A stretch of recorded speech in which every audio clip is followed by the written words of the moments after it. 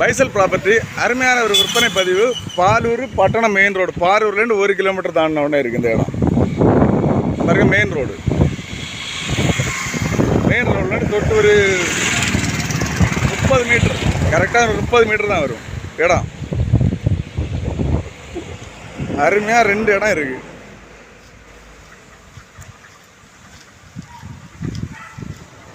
இருபத்தி 2 அடி ரோடு.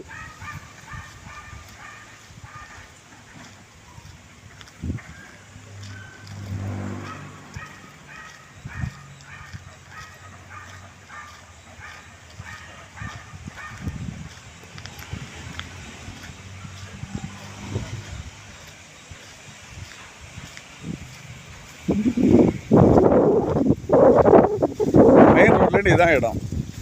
கரெக்டாக ஒரு 15 மீட்டர் அவ்வளோதான் வரும்.